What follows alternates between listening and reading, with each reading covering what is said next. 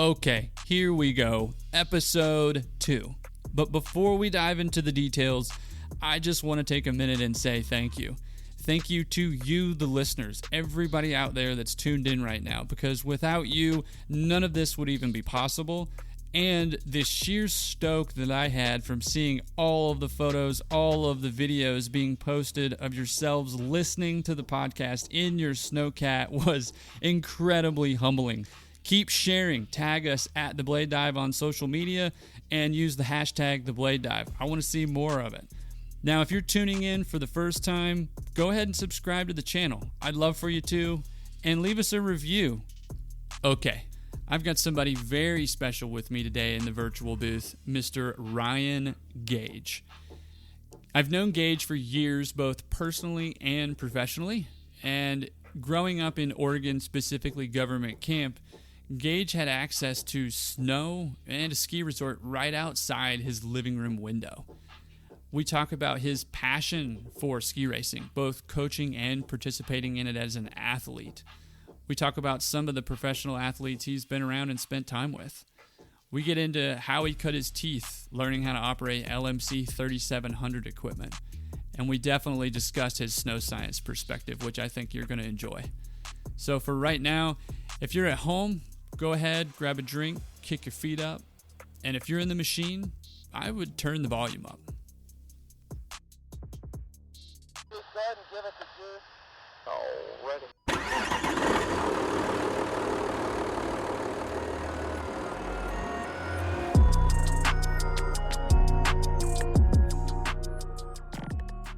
Okay, welcome to episode 2 of The Blade Dive. I'll be your host, Parker Bohan, and with me in the virtual booth today is Ryan Gage.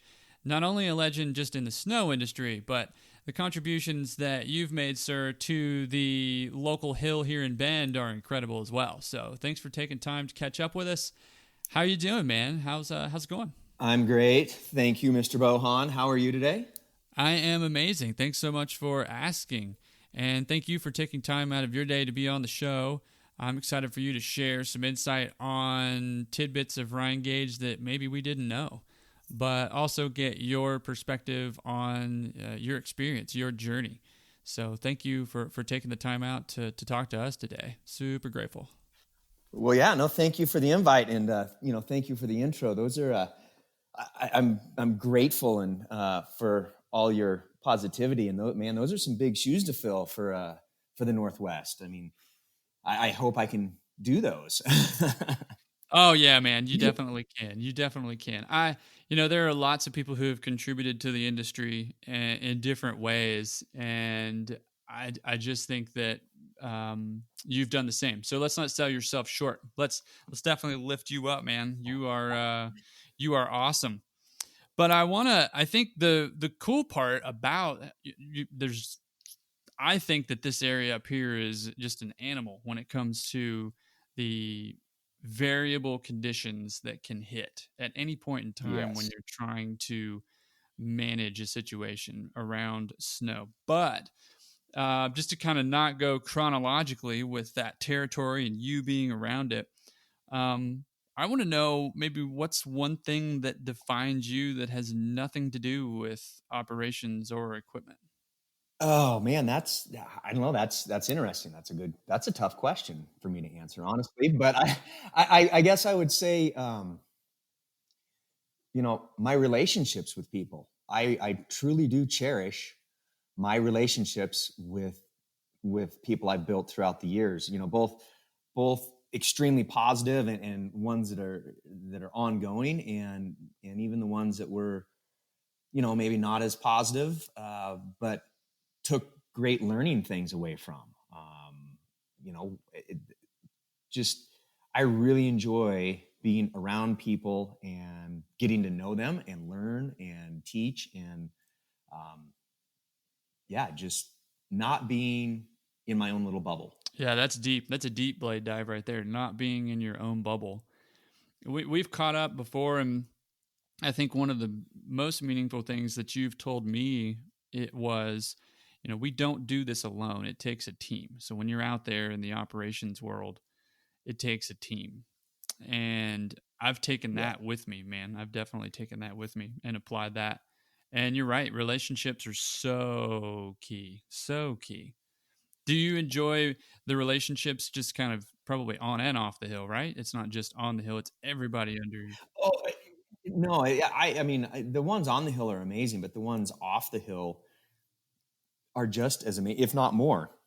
Learning people that aren't even part of the industry and having those relationships and just seeing what a different part of life is. I mean, the snow sports industry, as we all know, consumes us when we're involved in it. When you're in it, you are in it. And from October 1, or at least in North America, from basically October 1 through, for some of us, mid-June, that's all it is. You are just running hard and taking what Mother Nature sends and working with it and adjusting to create that the customer expectation or level of service. And whether that's for the person coming to ski race, terrain parks, free ride, snowshoe, tube, or just try to get to a ski area. I mean, there's a lot of parts and pieces to mountain operations and equipment, and it's a full consuming situation. So when you get an opportunity to take a step back and chat with people outside the industry that, honestly, they have zero clue what we do. And they always have a ton of questions, but asking them about them and what they do, there's always nuggets in there and great things that you can take back that help in your operation. So I don't know. I find some of the off hill stuff just as great as the on hill. Yeah, that's a great point. Being able to apply something that you're experiencing or talking to somebody about into the operations world, or maybe even a piece of life. Man, that winter bubble can definitely eat you up too. So being able to step aside for a minute, take a breather, catch up with people. Yeah, that's deep. That's definitely a deep blade dive right there, man. The relationships they're treasures. They are. The other thing is, when we are being consumed by the season in the industry, taking that 2 minutes and, watch that sunrise or watch that sunset, take a moment to stop and enjoy what we're doing. And, at the end of the day, all of us we're putting little lines on top of snow on the side of rock piles for people to slide down on. We have to continue to enjoy this and expand ourselves and circle back and just keep being the best we can, which is a lot of fun because then your product's that much better. You have that much more experience. You get to create those relationships with not just people on the hill, whether it's the rep or the parts room guy or the dude who brings your fuel or any of that, but you have a little more of a open feel when you get off the hill and you're standing around, having a cocktail around the fire pit, and anyone brings up any different thing, and they all wind up somehow all fitting in and being a part of the situation one way or another, which is just awesome. So yeah, full circle of perspective just coming at you, being able to shape you as a person. That's so good. So on that line in communication and relationships and opportunities, were machines and equipment kind of a part of your life for a long time before you started, jumping behind the sticks and being at the resort? Yes and no. I mean, I was very fortunate, due to some financial stretches in the late 70s, early 80s. My mom and dad wound up moving us into our ski cabin, which was in government camp. Sweet, man. That's awesome. Wow. Yeah, no, it was cool. one of those things that, I've got, or mom still has the pictures of, me in one of those little cruise around baby, I don't know, the circle you sit in that you can kind of cruise around on your own. And, oh yeah, I don't know what I remember those. But anyway, I don't remember what they're called either specifically, but yeah, yeah. So anyway, there's pictures of me cruising around on the concrete slab as they started to build the cabin. And then, fortunately, we wound up in a situation where we moved into it full time. And that's where I was raised and grew up, was in government camp. And, our living room window stared out right across at the ski hill, night lights, all that. So that was awesome. But Dad was, he was in construction, electrical and land development. And so I wasn't really around equipment. I was on the other side, more of, learning what he was doing and spending time organizing his shop. And, you go to work with Dad at like 6 years old. What are you going to do? You're going to pick up the beer cans around the shop and, stuff like that. But, he commuted an hour each way every day because the business was still in outskirts of Portland. And so I didn't really get into any of the operating stuff until I was probably 12 or maybe 13. So I don't know. Let's go with 12, just for sake of argument. Okay, and 12's perfect. I wanted to, I wanted to ride the go-karts for free. So, and that was the thing that was going on at the ski area during the summer. So they're like, okay, you flip some hay bales for us, you ride the go-karts. Well, then that turned into, I got to chatting as a 12-year-old kid with the mountain manager, who is still there to this day and a great friend. And little by little, it was like 3 weeks later, I'm out following him around as they're cutting some new runs, dropping these, 50-foot Doug furs and bringing in dozers. And he's got me in a work basket, painting lift towers and just chasing him around the hill. It was, that's awesome, man. It was nuts, like, hey, we're going to take this skidder out today. And so I'd hop on the skidder with them. And then it kind of quickly, I don't want to say digressed, but it kind of did, because then I wound up, working night shifts, or not working, but spending my time like, hey, by this time I'm probably 14, and, I just show up at the maintenance shop at, midnight, because I knew, shift was coming on. And if they're headed out grooming, they'd take me out and put me in the anchor cat and let me just sit there and run the yo-yo and or, hey, there's nothing to do here tonight, but, take the loader and, go do this and that. And so this is so far before, legalities, we'll call it. Yeah, no, totally. But the opportunity just kind of fell in your lap there. It looked like it sounds like. Oh, totally. And in the midst of all this, I'm ski racing, and that's our home hill. And so I somehow wind up talking to these guys every weekend and all the time during the winter. And then I'd spend all my summers, working. And that went on, let's see, 87 through the mid 90s. Wow. And and you want to talk about learning on some really rough old equipment. I mean, dude, we had an old rat track that we'd tow a roller behind, and it didn't have a door, no big deal. Yeah. You're fine. You'd leave the shop and run up to the lodge, and you'd grab the leftover grease from cooking that day, and you'd Crisco your roller, for lack of a better term.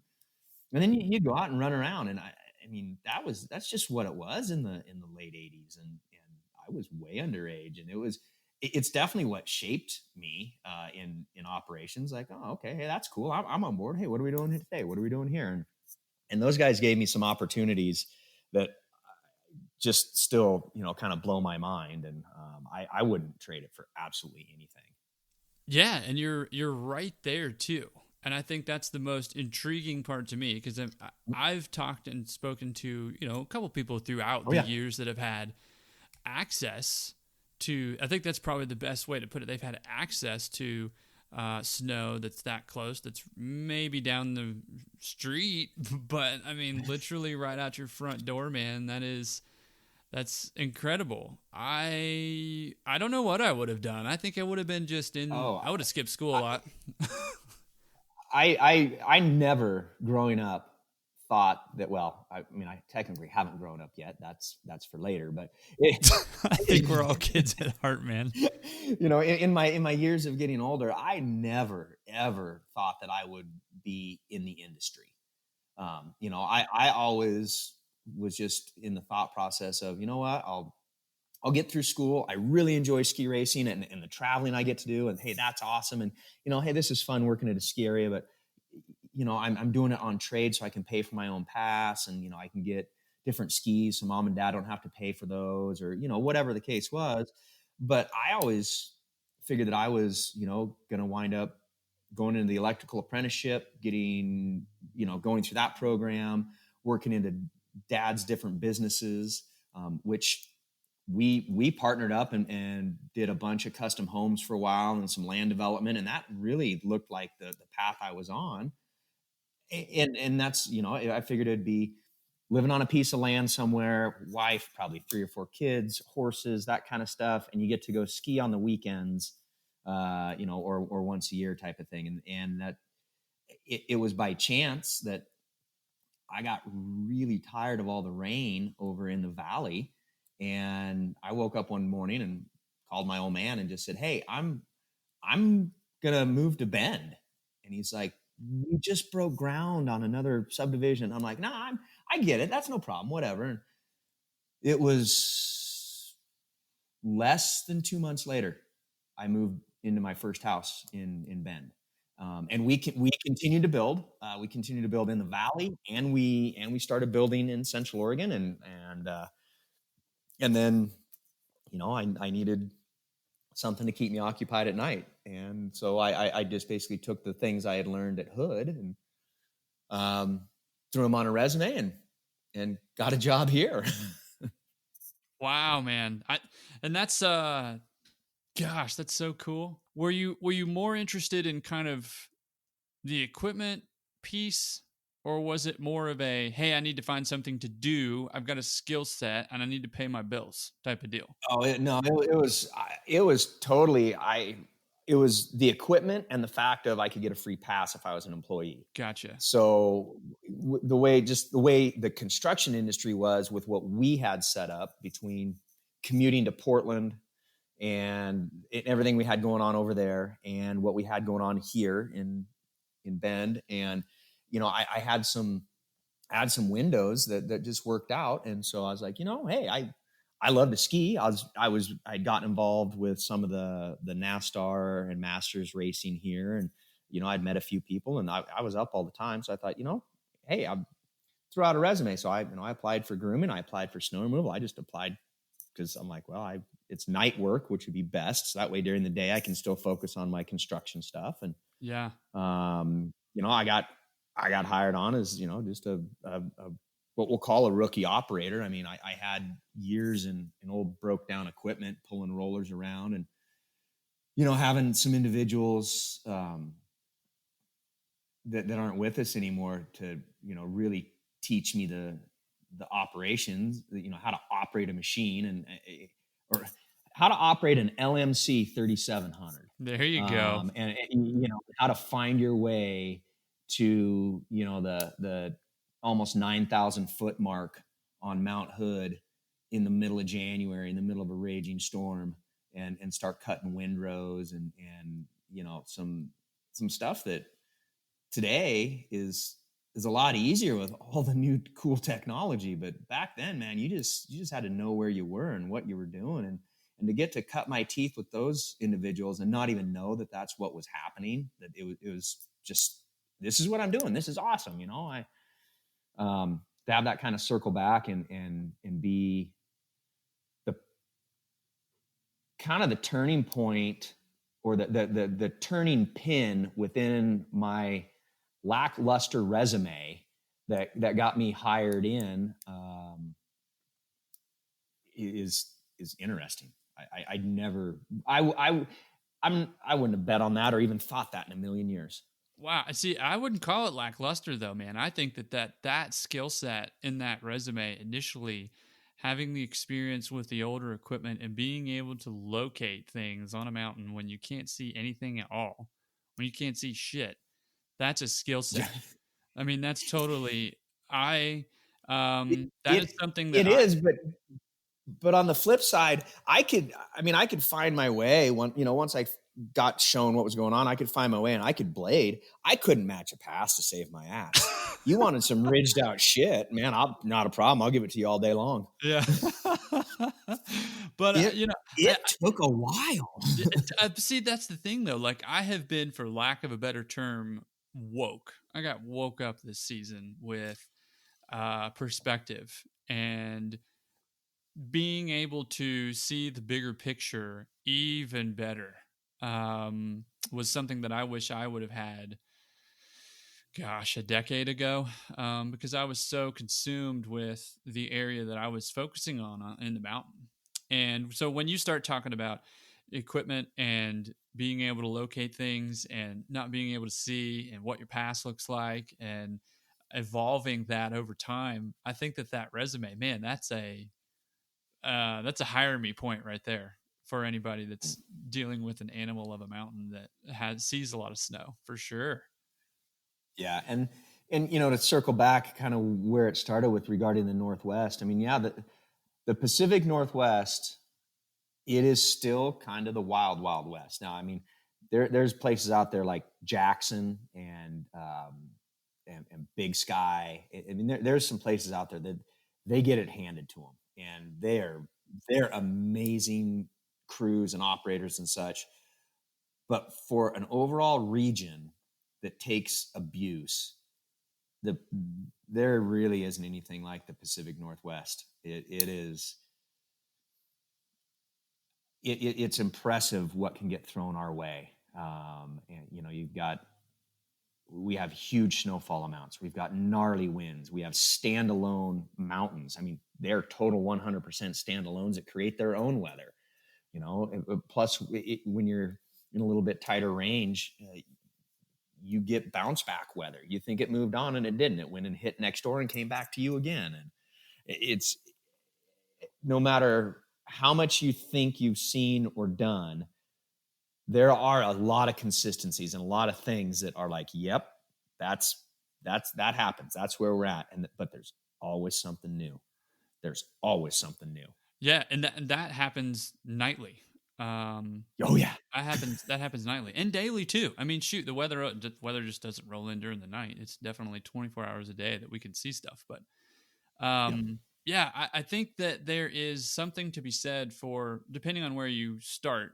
Obviously you came from Govey and you've got the understanding of what you're going to get into in Bend, and then someone like me, I'm coming from a bubble, really a bubble in California, where that's where I learned how to run, a BR 275 was my first machine that I ever ran. And to run something like that in a place that doesn't see nearly the traffic, definitely the weather, absolutely, but just a variable difference in the weather. Very dry climate, can be cold climate. So the wet bulb temperature or wet bulb percentage is usually pretty good, but the amount of times that I wish that I had the experience of just extreme conditions, and then coming up to a place like Bend and going, yep, everything that I knew doesn't really apply here. It kind of does, but not really. I've got to be able to adjust. So having that was something that I, like you just mentioned, that resume is, I think it's a shiny accolade right there. So here's a question though, and I wonder how it feels for operators to, start out in a gnarly situation and, spend a bunch of time doing that and then move the other direction. Like, hey, oh man, that's a great question. This has been cool, but hey, we got an opportunity to move to, Southern California or Colorado or somewhere where it's mainly, I mean, the weather gets gnarly everywhere. Don't get me wrong on that, but where it's mainly snowmaking, it's a little bit calmer of a situation. You're not dealing with 120 mile an hour winds, drifts as big as your cat, stuff like that. Do those operators, does it feel like retirement because it's easier going, or I mean, knowing that there are its own challenges, but if you have if 7 out of 10 nights you can see where you're going, you can see the edge from the night before, and you know what's there because the snowmaking team told you, we just put 1 million gallons on that run, go do what you know how to do. Man, that's a different beast. Yeah, I mean, it is. But I that's a don't totally know if I different would beast. dub it as retirement, so to speak. Does that make sense? Like, I think I would call it something else for sure. No, that's not the right term to use, but it's definitely different, and they each have their challenges, but I could also see, someone that's done a bunch of seasons in the Northwest, or in like, hey, we're gonna move to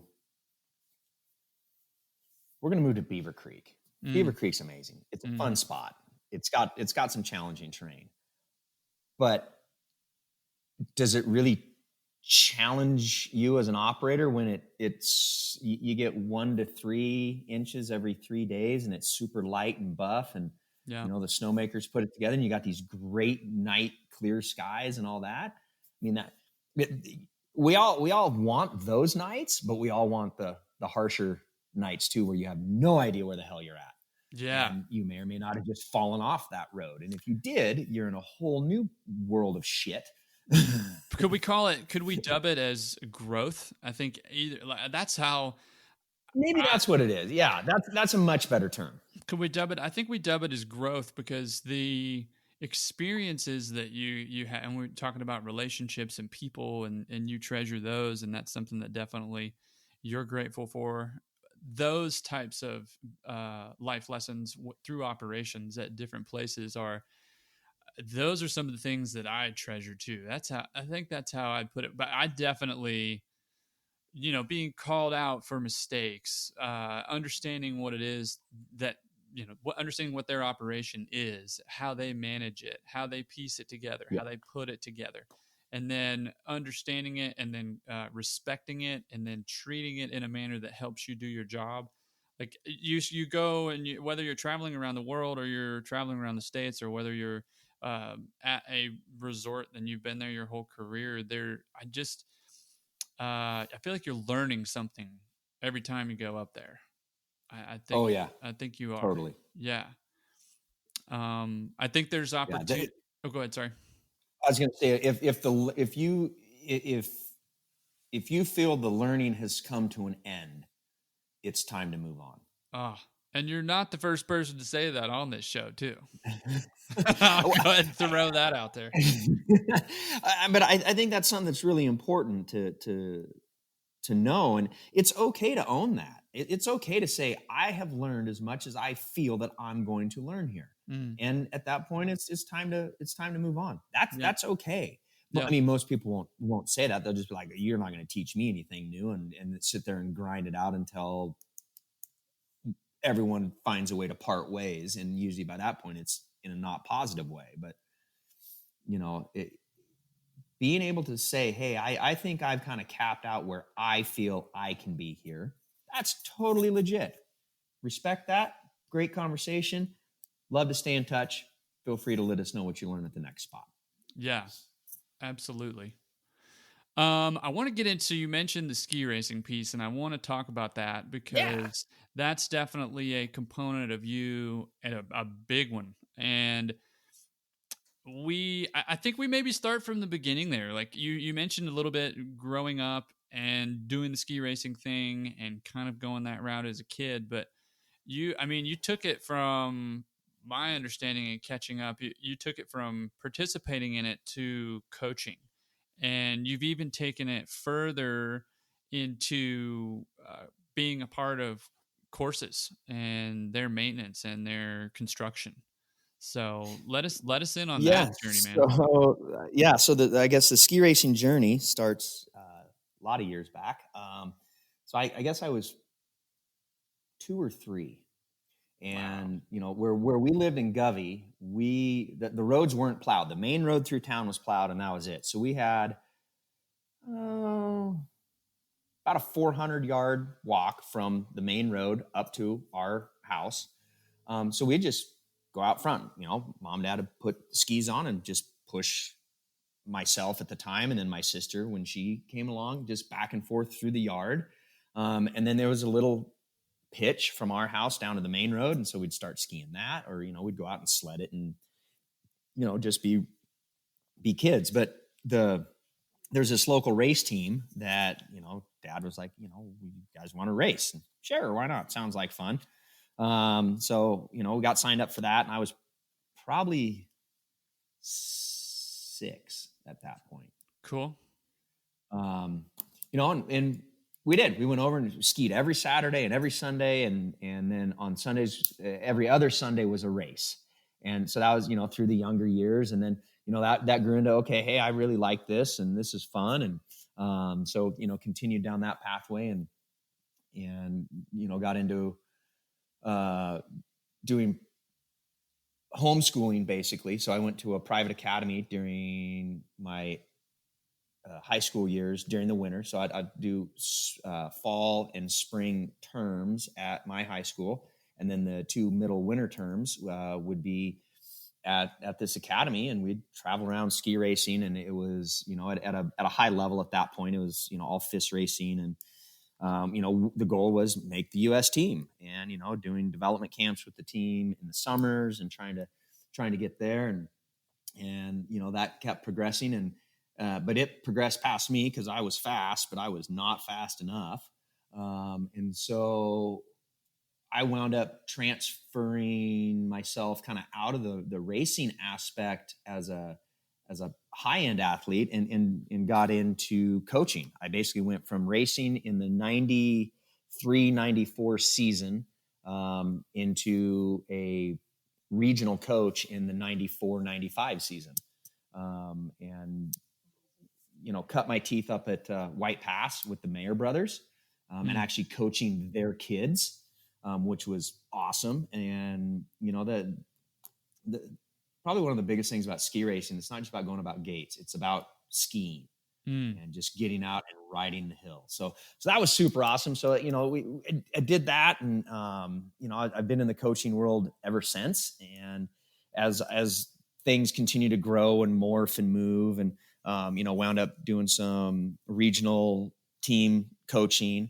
And, in my time down in Bend, I went up working for, the NBSCF as one of their, regional traveling coaches, and working with all different ages, which was honestly amazing. We've had some of the best kids come through, and not to totally name drop, but both Tommy Ford and Loren Ross were 2 athletes that I was fortunate to work with for about 6 years as they came through the program.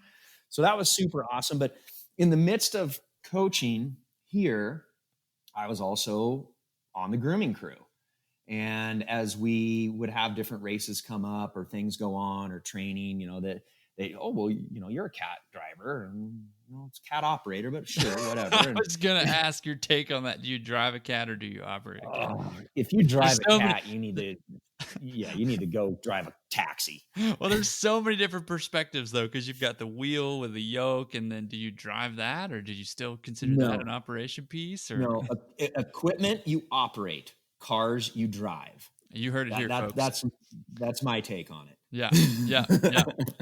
That's Gage's take on it. Here we go. Yeah. So I operate, and I know I can talk to the guys, and I know we could maybe move that around. So me being, I guess, a little pushy, I'd go into our nightly meetings and be like, hey, they're asking this, they're asking that. And the supervisor would be, well, you need to talk to the manager. So then I'd start talking to the manager in the morning, like, hey, this is what the race teams are looking for. And somehow it all morphed that all the race teams around the area would come to me and chat and ask for my take and ask for how we could do things differently. And so then as I'm traveling as a coach to other areas, their race team, their race crews and people putting it on would start pulling me into their meetings and asking, hey, this is the mountains plan. This is what they're telling us they want to do and what they're going to do, and it's the best. And I'm going to tell you, it's really tough to either go to a different area and try and give input, or be at an area where someone comes in and tries to give you input on what you're supposed to do to your hill. It's rarely received well. However, in the ski racing situation, most mountains don't want to deal with the ski racers and the coaching, and they just don't. They're like, look, man, we groomed your hill. We did it once. We don't care. Go away. Just, and as we kind of started unboxing that and being like, well, here's how we do it at our hill. And then it turned into, here's how we do it at our hill, because I'm also a supervisor or a manager, or just kind of as things went on. And as individuals at other mountains took 5 minutes and listened to my feedback as to what I saw out on the hill or how I would go about it, and put our name on it.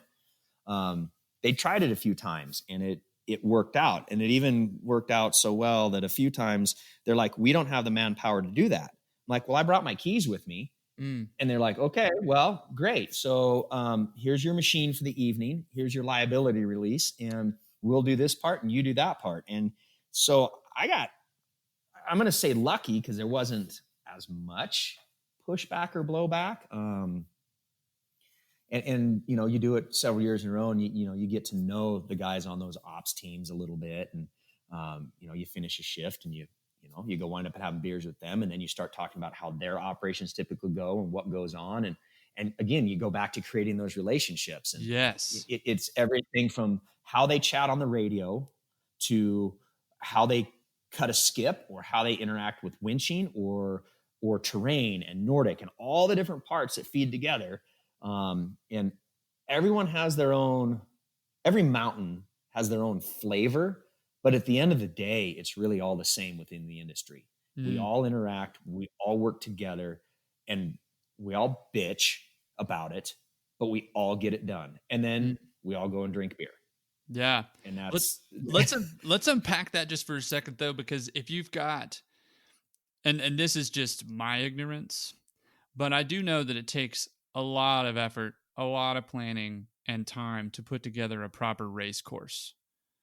It's just, it does. It's no different to any other field of play for an athlete. If you get an athlete out there and the basketball court's slick, it's not going to go over well. If the football field is not to correct grade, whether to where maybe the water runoff can work, or the player can't even run correctly because it's just bumpy and uneven. The ski race course has to be proper. How does that? And you can go into detail if you want, but I want to know how. Yeah. How does that so happen? it's got some. I guess let's kind of back up. So that an alpine racing venue, you've got your course set down the run, but then you got your safety. So you've got your fences down the side, you've got your exit points, you've got crossings, you've got all the stuff. So it's not just the run, it's everything that feeds into it. It's a bigger footprint, but it's no different than a half pipe. You don't just concentrate on the flat bottom and your walls. You still got your rails, you've got your flat or your start points. There's multiple pieces to it, and making sure that everything is as consistent and clean and safe as can be. And then you start getting into your snow depths or your snow layers. And, for ski racing, people see these pictures of like the Hahnenkamm where it's so shiny, it looks like a mirror. That's World Cup. That's a different thing. But ultimately, ski racing wants a very hard, but yet grippy surface. You want something that 60 people can ski down the exact same track and have the same exact experience. That's the ultimate goal. Does the run have to be flat, or can it be? No. Obviously, you got variations in terrain that you see on courses on the hill, but just for everybody that's listening, the run doesn't have to be downhill. No, it doesn't. And it has, in the last probably 10 years for sure, it's changed a bit where they're trying to take some of the natural shape out of the runs and have them be a little bit more flat, side to side, left to right, and then, a good equal pitch. But honestly, a fun course includes a run that has pitches and rolls and things within it that when you just go out and free ski, Mm. And you want to just Yep. go rip around and bomb off this and do that. Those are the runs that are usually the most fun, as long as you have a competent course setter that works with those and then stays away from the things that are a little more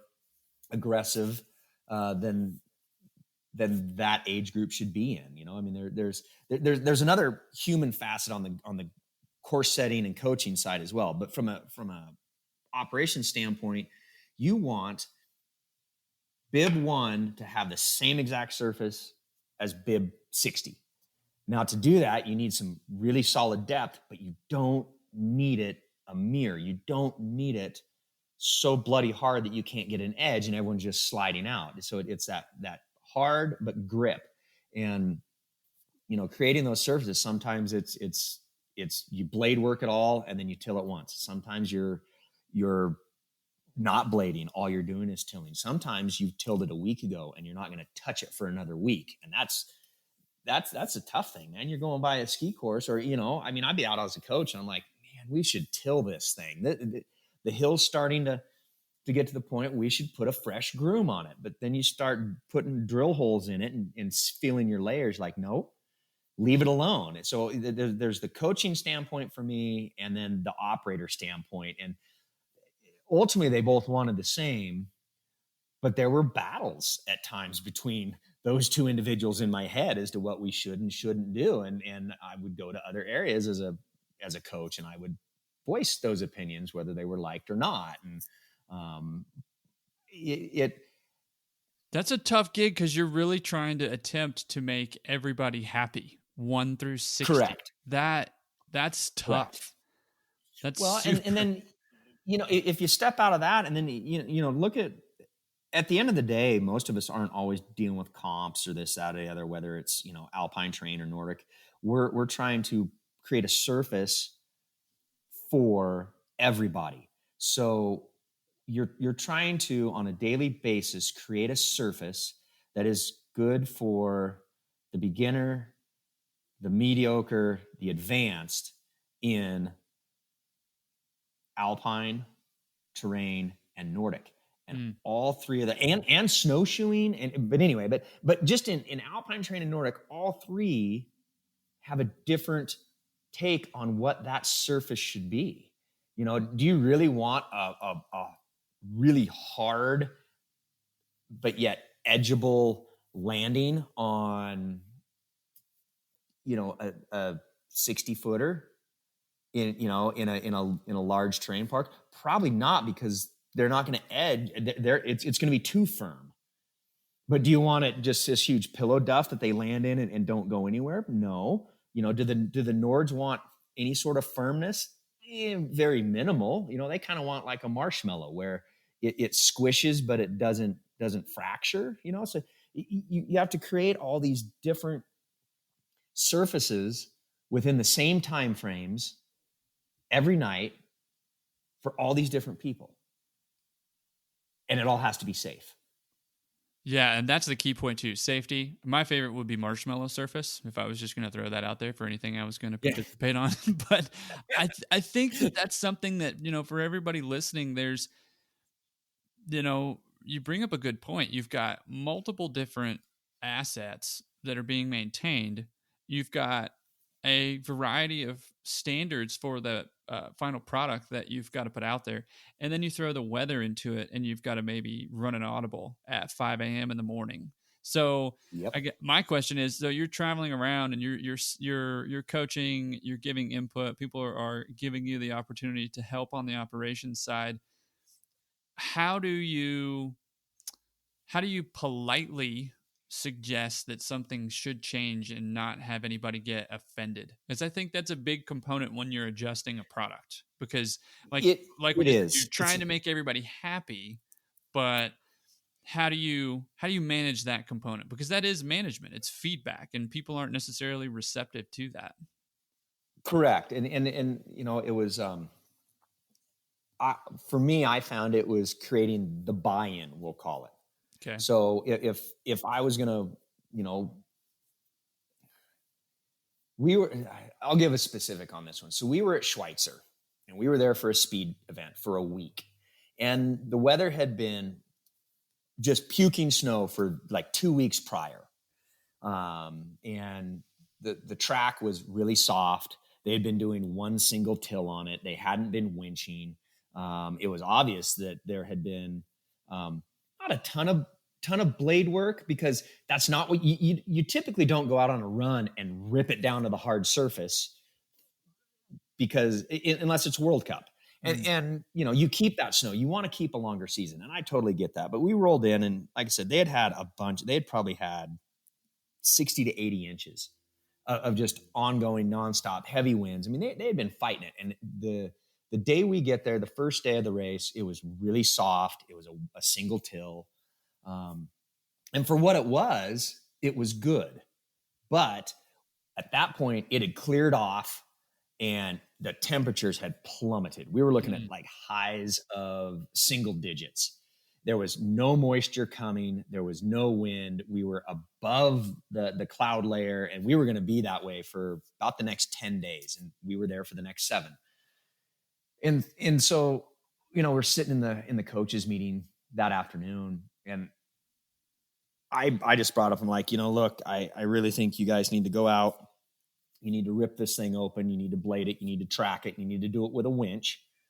And you need to be, doing controlled ups and let it sit. So go do that at 4 p.m. when you get hill clearance. And then I said, have your graveyard guys come in. And as soon as they get in at midnight, have them go out and seal that thing up. Have them till it on and up, ups only, back down. And they're like, look, man, we're not going to spend that time and energy to do it. And I'm like, okay, well. And at that point, I was in a position in my job at home that I would have made the concession to make that happen if that race was at our hill. So I said, I'll tell you what, man, here's my take on it. Our fleet at my home hill is similar. We run similar, all this kind of stuff. I would find a way to do it, because that's going to create a safe product, because you're not going to be punching holes. We're not going to be hauling as many athletes off the hill. We're going to run quicker. And if you do this tonight and tomorrow night, you're going to get to a point where we're going to ask you not to touch the hill for the rest of the week. So if you put a little work in up front, you're going to reap it on the back end. And I said, not only that, when you come out of this race series, it'll be really simple to come in. You can do whatever you want, and that hill is going to come back together, and it's going to be a good, firm training surface moving forward for this area. And I said, if it were my hill, I would do it. I would take that leap, and I would put myself out there. And I said, if I'm wrong, fine. You guys can tell me not be on the hill tomorrow, whatever you want to do, but I would put my name on that. And I said, to top it off, I'll go out and run a cat and do it myself if that'll help you. Wow. And it was just putting that.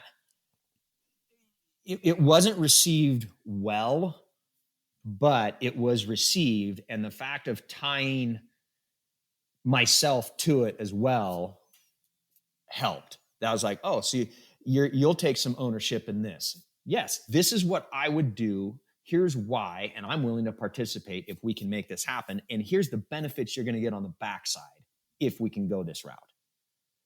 And you know what? They did. They bought into it. They didn't let me go out in a cat, which really, that bummed me out. And it wasn't they didn't want to, but by that point we had all had a few beers, and they're like, no, I don't think that's the best plan for you. So I get that. But I was able to meet up with their crew and chat with them and just, talk through, hey, here's why, and here's what I'm thinking, and here's the deal. And they're like, man, if they're going to tell us that we have time to do that, we'll do it. And their manager said, yep, we're going to make the time. And it was a longer conversation than expected, but it worked. They touched it that night. They did it again the next night, and they didn't touch it for the next 4 nights until we left. And then they were able to buff that hill after we left, and it skied firmer and better for the rest of the season for the race team. Now, that's a time that it went really well. That's a time where whether people liked it or not, it went well. There's times it's done the other way. Yeah. And that's that relationship component too. Like this is, I think when you're providing feedback, whether you're being trained or you're contributing to a final product offering, or you're a participant in that. And it took me so long to learn to ask for feedback, which sucks because I wish I would have been able to do that early on. But I think when people approach people the right way, amazing things can happen.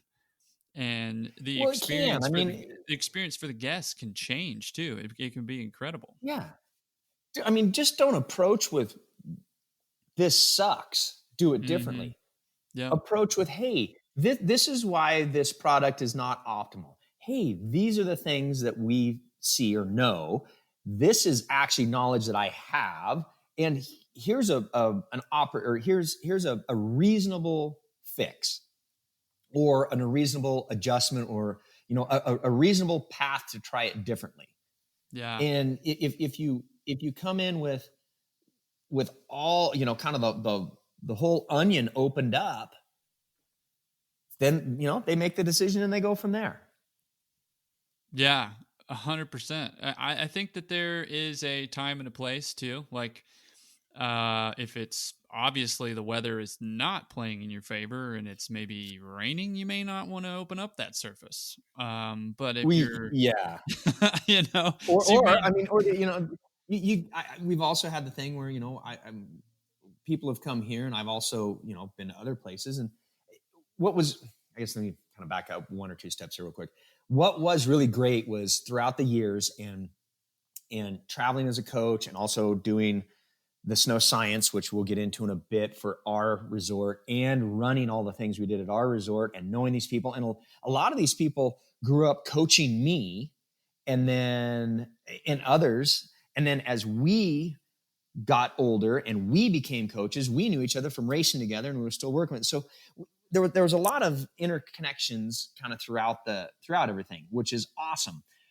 But to be able to have those conversations everywhere, it didn't matter where we went. It was, we could be at Ashland, we could be at Hood, we can be up north in Idaho, we can be, we could be wherever, and we could be here at home. And it turned into more of a conversation.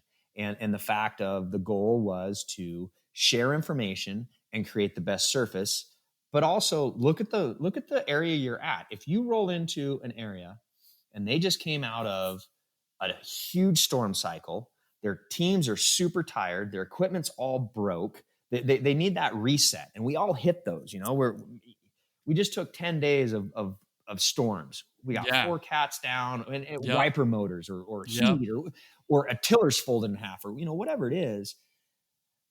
You have to kind of take a temperature of what's available before you open your mouth.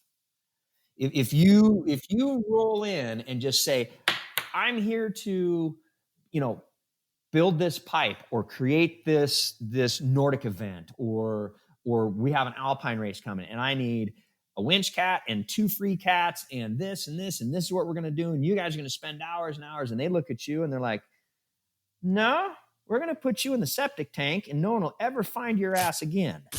You have to kind of get a temperature on the building before you open your mouth. Seriously.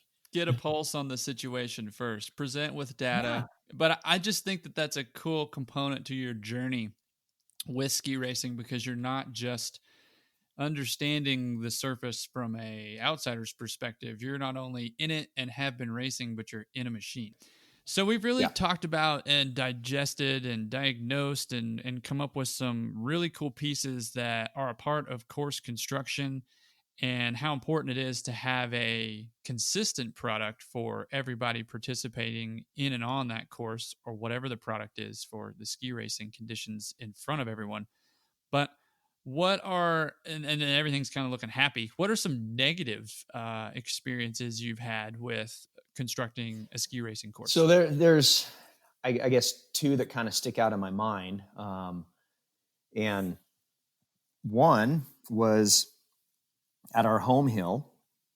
We had a speed series coming in, and we had taken a bit of new snow, but the speed series at that point started up in what we called the notch. And the notch takes a lot of hours to build. We probably had To build it correctly, we probably had 80 man hours before we even put tiller down. And it's an exposed face. It's a ton of fun to run both as an athlete, because I got to race out of it as an athlete, and dude, you get moving. But it's fun as a coaching experience too, because it breaks apart the hill where you can't see the whole thing.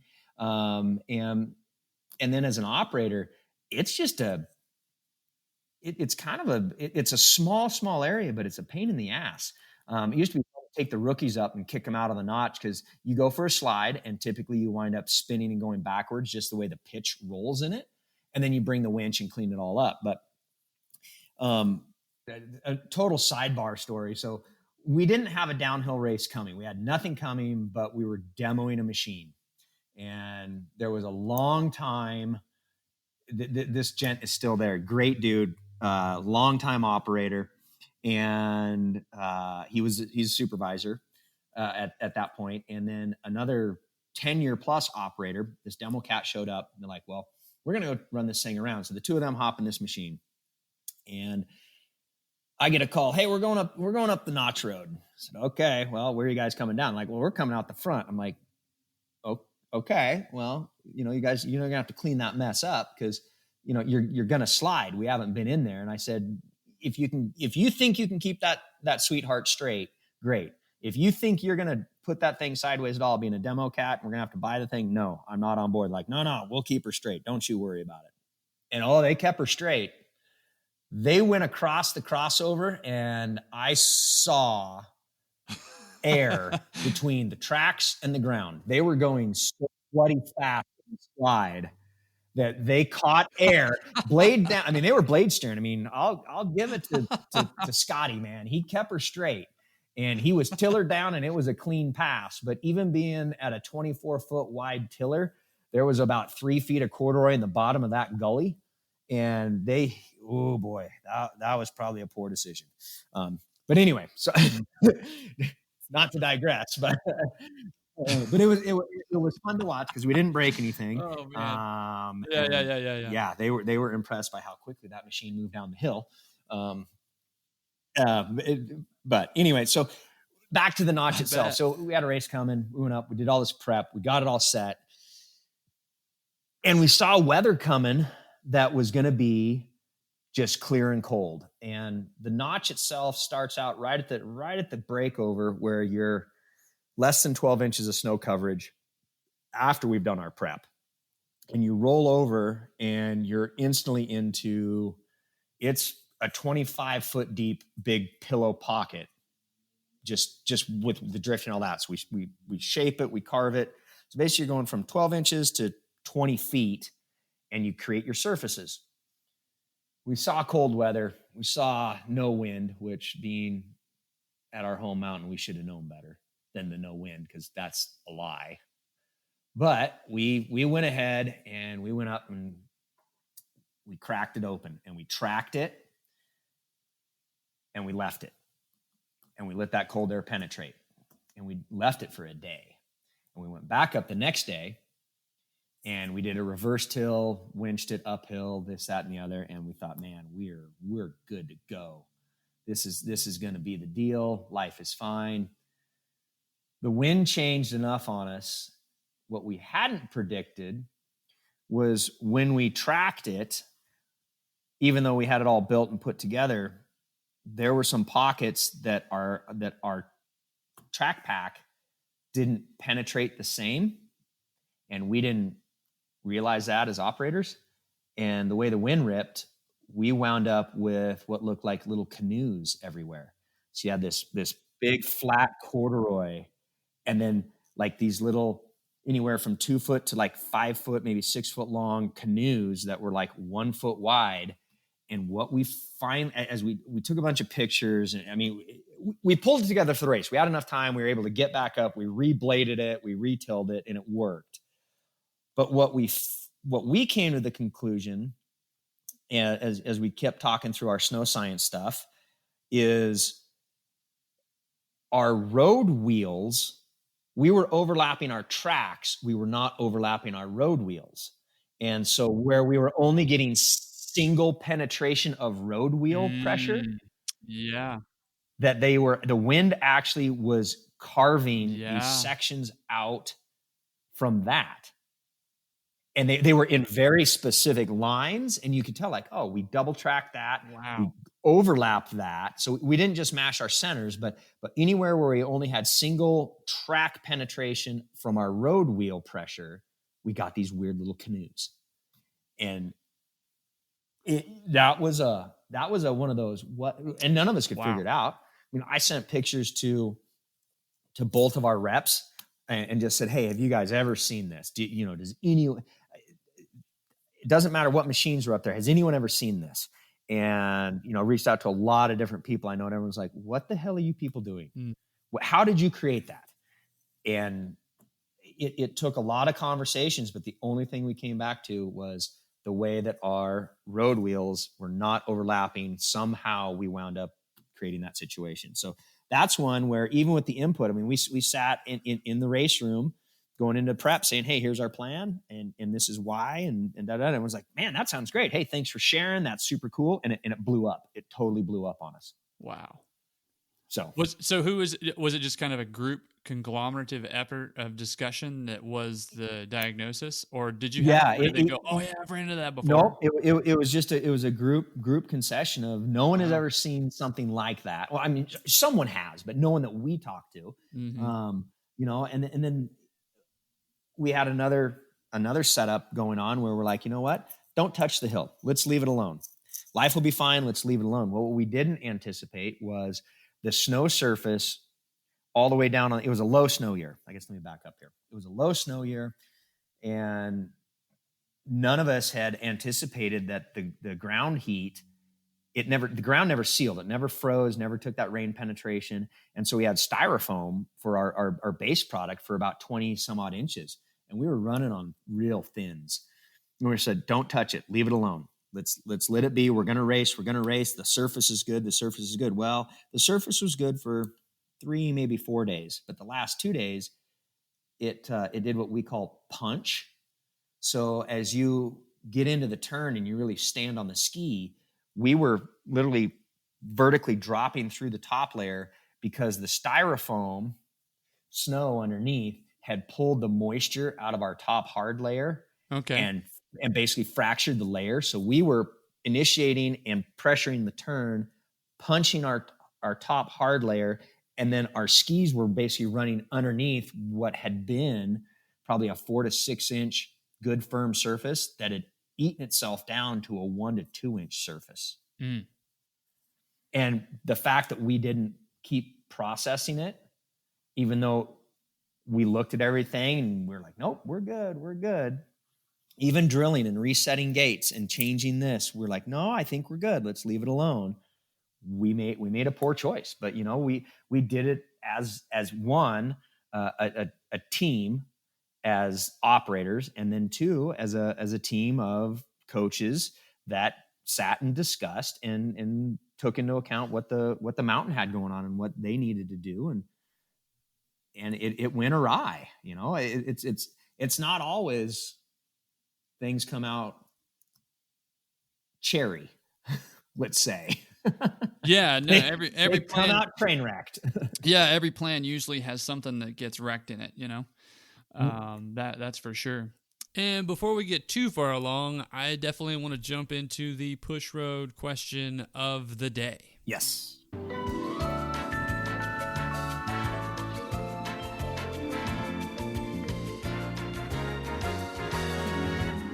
The push road question of the day. Okay, if you've ever been in the push road, it's a bit of a think tank, and you've got some time. So some of these questions, I'm sure maybe some of these guys and gals have asked themselves as they've been in the machine for hours, but this opportunity is for our listeners to send in questions to the guest, and the guest can try to tackle the answer. They're not difficult, they're hilarious, they're sarcastic, and they range in topic, but nonetheless, send them in. You can do that via social media. @The Blade Dive is our handle on Facebook, Instagram, and Twitter. And you can also send us an email with a question as well, too, on our website. And our website is just super easy, too. It's thebladedive.com. Today's question is it's really cool, and I think it's a good segue into what we've just been kind of talking about. And today's question is actually from Nathan Vandersloos. I think you know Nate. Ooh. Yeah. Oh, I do know the Nate. Yes, I do. Love that kid. Good guy for sure, man.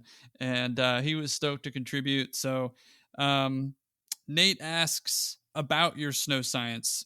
How did you come to the knowledge, and why is it so important as an operator? Wow, that's man, that's a big conversation. Thanks, Nate. So the snow science stuff was kind of two parts. Is we were fighting with wind and snow placement, and why were snow fences built in the locations they were back in the 80s and 90s, and what were they trying to achieve versus our operating plan now. And kind of the second part definitely stemmed from the ski racing aspect, and being on the hill and seeing how the hill is utilized and what goes on between how an operator looks at how a ramp is tilled out versus how the guest uses it and perceives it. And then, also how does what's coming at us make it easier for us as operators to achieve the most consistently great acreage possible. And by starting to look at trends and snow types and how the machines process them, how we process them, you can change your season. You can lengthen your season, or you can kill your season really quickly. Most operators out there know, hey man, if heavy rain's coming in, if you can get out ahead of it, you seal it and leave it alone. If you're in the midst of a rainstorm, you try and do the least amount possible so you have small impacts. Let the water drain out. I mean, it's just like snowmaking. You don't make a huge whale and then shove it instantly. You let the thing drain a bit and work from there. But every mountain and every region is a little different. And even being in the Northwest, the snow types we deal with here versus even what they deal with just on the Santiam Pass, or even over on the Willamette Pass at Hood, and even the differences between areas at Hood and then up to the Seattle area, or Tahoe. Everyone deals with different crystal types. So as I started kind of doing some research on wind fences, snow fences, there's a lot of great information out there as to why they're put next to highways and why they pitch them how they do. And do they want to land here? Do they want to send it over there? So that kind of started the process down this big rabbit hole of, we need to place snow here. So what do we need to do? Why are we doing this? Why is this fence here? What was here previously? Was there a lift, a lodge, a run? So kind of digging into some history, figuring out why things were built, and then adjusting with infrastructure that was in place to better benefit our now operating plan.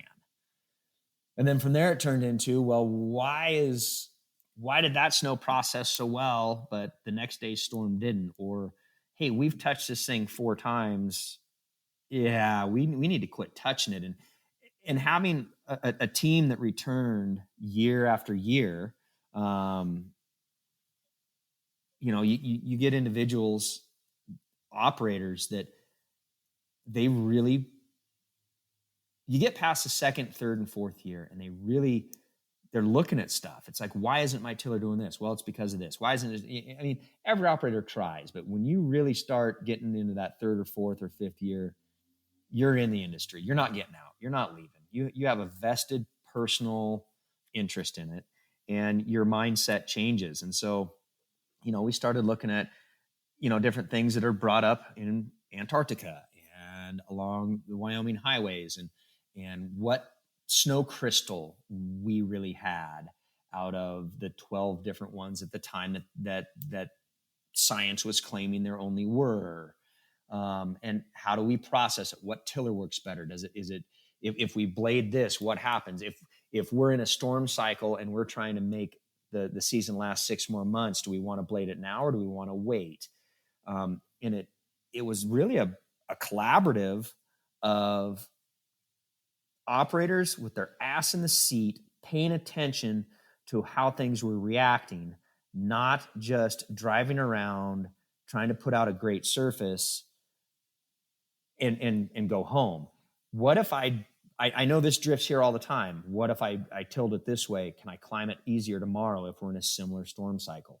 I can't. What's different? Well, the machine's the same. I'm the same. The blades is this. All these things are the same. We started just kind of checking these boxes, and the list just kept getting longer of boxes to check. And then you start talking to the patrollers, and they've got all this snow science information from the avalanche side as to what you're going to see in your layering and how it's going to react. And if it don't touch it, it does this, and touch it, it does that. And then at that point, it's just burning diesel and trying some things. Like, you know what? The next 3 days are going to be the same in the weather.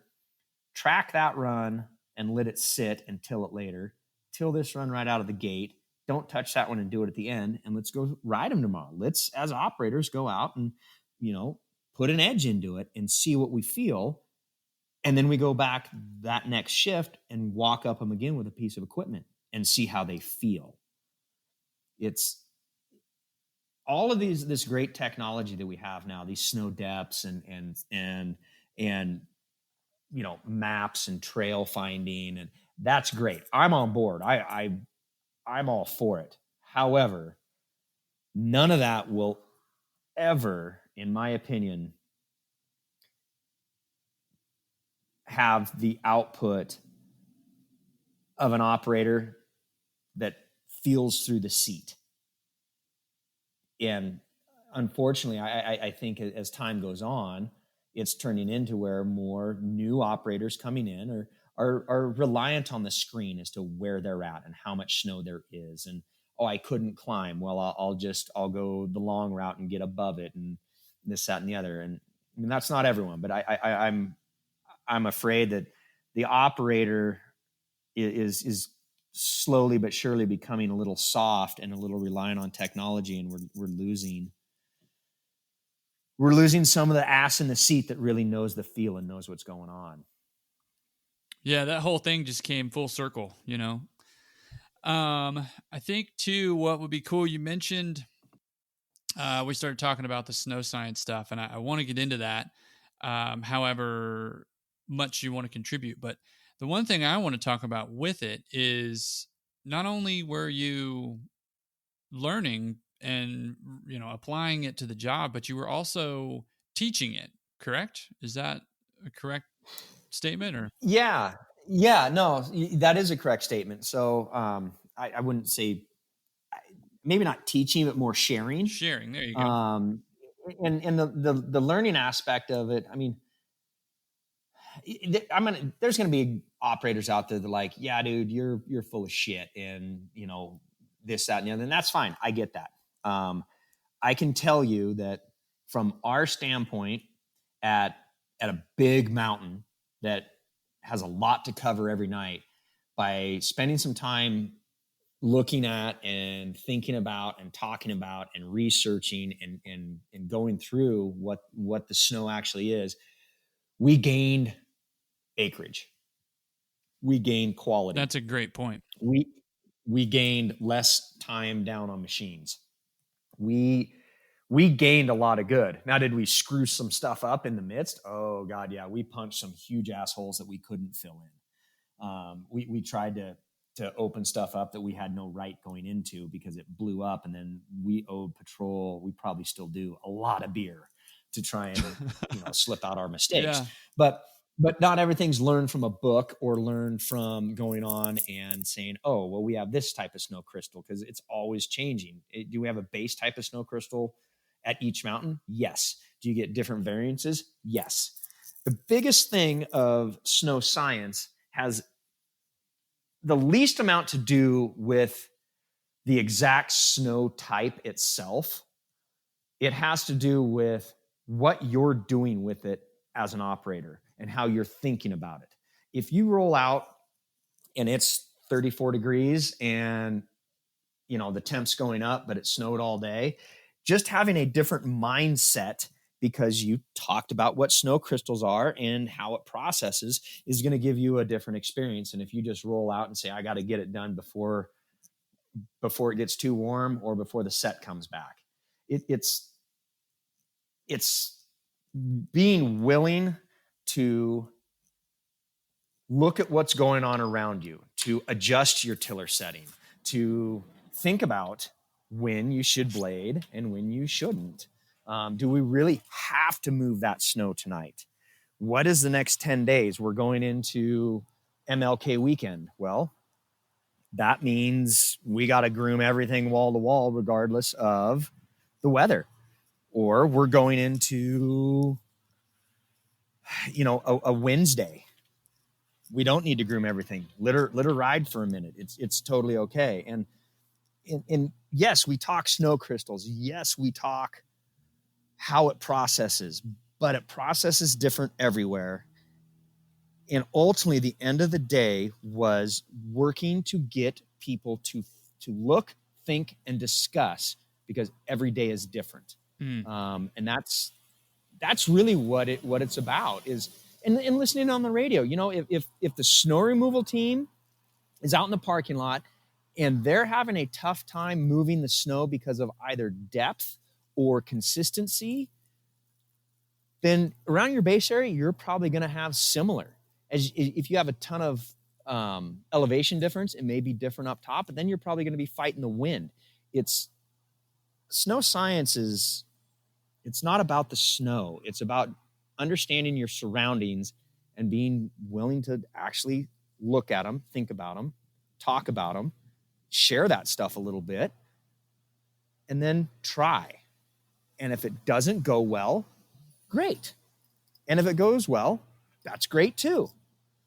But, as operators for years and years and years, it's always been, whether you're in dirt or snow or whatever, is, tough guys or tough gals, tough people. I don't know.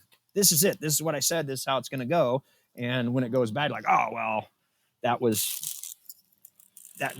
that's not my fault. That's not part of the plan. Well, it's not part of the plan. You're right. And maybe it is or is not the operator's fault.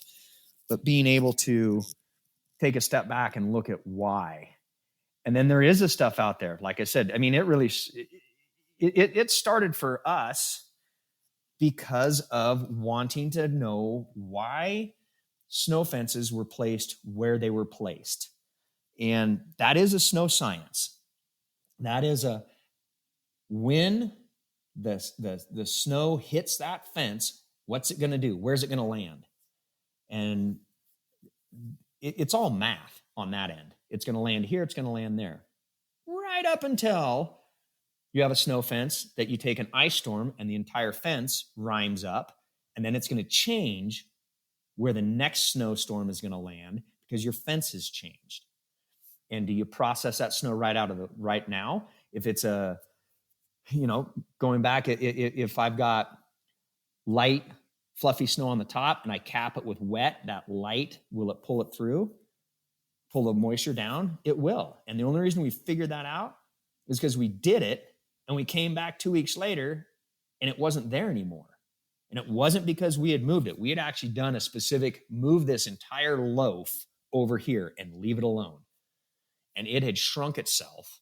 So we started poking into it. So we bladed it back out. We just physically started paying attention to what we were doing with our surface and how we were doing it and when we were doing it. And it all started to click and just make sense. I tilled that on an up at 9 p.m. I can walk up it. I tilled that on a down at 11 o'clock, headed for the shop, full sticks. I can't walk up it the next day. It's the science is taking the time to watch the signs around you. Yeah, and when you're sharing that information too, I think that was the biggest point of it all, when you're sharing that information and you're allowing other people to realize that, hey, I'm going to be a little bit open and honest with everybody here about how I feel with respect to snow, how you can gain acreage, and if you're confined to a certain amount of acreage, how you can make that snow last as long as possible and be as best as possible for your customer coming in. Yeah. I think it's really cool that you've actually stepped up and you've shared that knowledge publicly, whether it's been at a little seminar, big seminar, conference. I know you've been there and done those things. And I just think it takes courage, because when you're putting yourself out there like that to talk about things that can improve the product at other places based on knowledge that you've learned, that's big. It's a game changer. Well, and it's, I really enjoy it, but I mean, you definitely walk into those rooms and, you start having these discussions and you get the mix. You get the individuals like, okay, hey, I can get on board. And then you get who's this asshole? What the fuck does he know? Yeah. And then you wind up getting to Mahogany Ridge later and you start having a couple cocktails. And usually the ones that are like, who's this asshole, are the ones that come up to you first and start talking. And then as you keep talking through it and they release a little bit of their like, what is this about? And you release a little bit about, this is things we're doing. The conversation shifts. And then you run into those guys a year later and they're like, yeah, okay, it's not all the same, but yes, it is the same if you just pay attention to that stuff.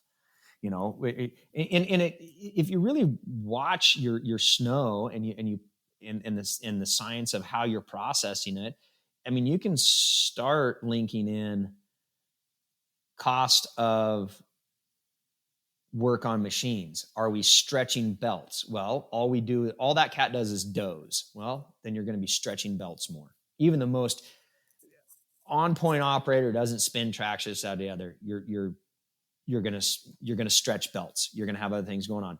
You have a season where you're doing a ton of reverse tilling because you're trying to cap this stuff so it doesn't blow away.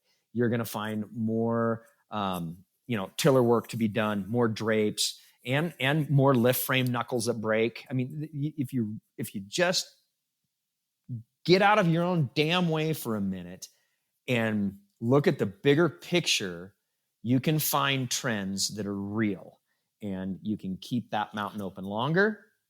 You can keep your repair costs at a minimal, compared to what you're doing. I mean, everything we do has a cost to it, right? But, you can also look at it and be like, we've been in a high pressure for 10 days. Is this really the night to go out and try and, crack open a big whale that's been sitting there when you've got warm temps coming tomorrow? And instead of pushing the machine through that, wait till it warms up a bit and you can crack that hard whale then. Less work on the machine, less work as the operator, and you'll still have it cleared before the new snow comes in and creates you a new whale. So I don't know. I'm pretty passionate about it. And I was fortunate that, the different teams that I was able to work with through the years got on board and really wanted to look at it and talk about it. And, that became part of the training. And I had the opportunity to go work at the World Championships in 2015 in Beaver Creek as one of, multiple cat operators as a course builder. And it's real.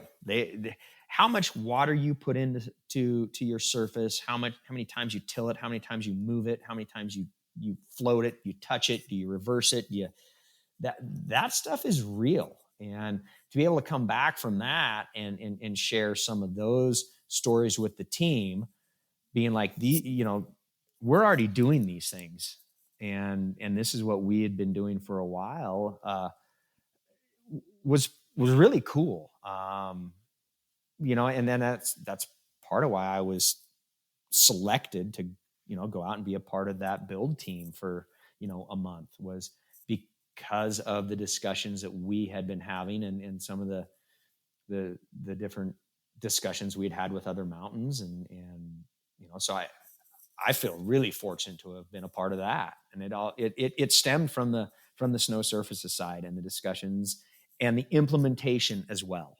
Knowledge is power. I think that's just so many people I've talked to within this industry, that is what they keep sharing, whether it's snow science, whether it's their time in a machine, whether it's on the hill making snow, whether it's snow removal, whatever your facet is in the industry that you've plugged yourself into, the time and the investment to actually compile the data, whether you're trying to make a point in the professional way or you're trying to better the situation for the resort, knowing that knowledge and being able to share it with other people. And I think that's really kind of I do want to talk about the build team and the process, but I want to jump over to real quick just that leadership component.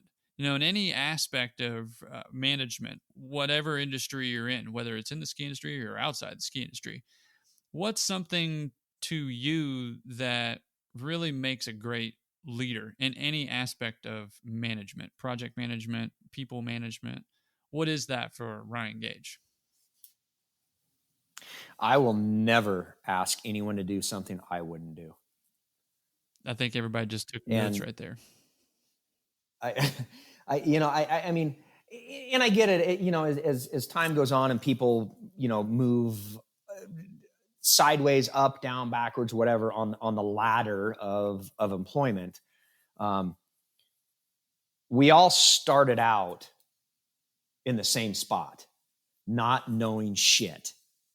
So, for those people who've just ground it out year after year and think they know it all and want to sit there and tell you how to do it when they are unwilling or unable to do it, that's a big leadership gap for me personally. I will never ask you to do something that I wouldn't do. As things adjust and change, I may be rusty at it, but I'm sure going to give her a go, and we're going to do it together. One way or another, we're going to do it together, whether it's standing there side by side, shoveling at it, or whether it's via phone or, nowadays the Zooms or whatever. A good leader has a team that wants to do the work because they're passionate about it. And a good leader is participating in that team. I think that if you're asking somebody to do something, you've got to be willing to do it yourself, or at least try. But to say that out loud, though, that's the hard. In anything that you're going to do, like, ideas are great, right? Management of people is difficult. But talking about it, I've kind of always, because I love to talk. Obviously, we're on a podcast, but talking about an idea or a process and then actually executing it are two totally different things. One is the leading up to, and the other is actually doing it. It's no different to when you circle up with your team at the beginning of the shift and you kind of go, yeah, here's what we're going to do. All right, I'll see y'all later. And, said individual leaves, and then the team is left to execute. And then those people, whether you're dropping down the run for the first time and you're having to blade steer and you're sliding like crazy, but you're just so excited that you just are smiling the whole time, but you didn't experience that until you went and did it. So you can prep. But yeah, when you're, man, that's so good. Nobody has said that yet for that question. That's definitely a great answer. I don't know. I have a big, I've been told it'll ultimately be my demise within a leadership role, is that I spend too much time with my teams throughout the years. And when I say that's really an asshole comment, my teams, because it's not, it's our teams. We did this together. We built this. We move forward. It doesn't matter what team it is. But the quickest way to screw up a great team is to have a leadership position, go sit in meetings and be like, yep, not a problem. And then force feed them in things that don't work and or not realistic. But you can't sit in a meeting and not try to take on new tasks. So that's kind of a double-edged sword. It's, yes, as people move through and up or whatever, as leadership roles go, keeping in contact with the teams that actually boots on the ground, making it happen, and understanding, not just like, yeah, I get it, you sent me an email. Get the fuck out there and actually ride around with them. Shovel it off. Go do this. Go clean the septic screen. I don't care. But be involved with those teams. That way, when your ass is sitting in some boardroom making decisions for those teams, you can actually make a proper decision. Because if you go in and say, yep, we can do it, yes, it's going to happen, and you go back to your team and you say, here's what we're doing, and they look at you cross-eyed and tell you to go pound sand, and they don't do it, that's on you. You've not only made your team look poor, you've made yourself look poor, and you've made the organization look poor. It's way better if you actually have an actual working understanding of what teams are possible and being able to discuss with them and find a way like, hey, this came up. This is what